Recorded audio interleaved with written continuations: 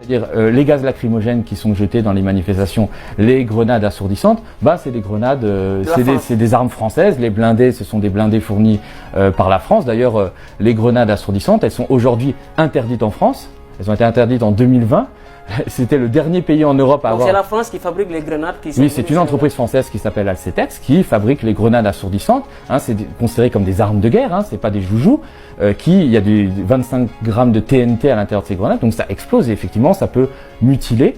Ça avait été interdit en France suite à la répression des Gilets jaunes où il y avait eu beaucoup de blessés, mais ça continue à être fourni par une entreprise bien française au Sénégal qui les utilise pour réprimer les manifestants. Pareil pour les blindés, c'est une entreprise qui s'appelle Arcus, qui est française, qui fournit les blindés à la gendarmerie sénégalaise. Donc Macron a aidé son ami, son homologue, où il s'agit d'une coopération militaire entre le Sénégal et la France. Alors bien sûr, il y a une coopération, mais je veux dire, je crois pas que la France vend des armes à l'Iran pour l'aide pour réprimer sa population. Il y a une complicité de la France et du président Emmanuel Macron envers Macky Sall. Et c'est pour ça qu'on fournit des armes, c'est pour ça qu'on continue à avoir un appui budgétaire.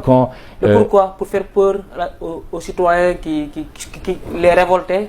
C'est pas seulement pour faire peur, c'est pour maintenir un système de domination néocoloniale, ce qu'on appelle la France-Afrique. C'est pour maintenir la France-Afrique, c'est-à-dire c'est pour maintenir l'influence de la France au Sénégal, parce que effectivement la France est en perte de vitesse en Afrique, dans ce qu'elle a longtemps considéré comme son précaré africain.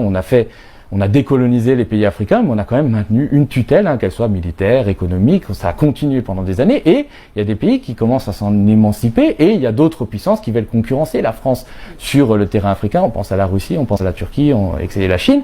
Et évidemment, la France a perd de l'influence. Effectivement, elle s'est fait chasser du Mali, du Burkina, du Niger.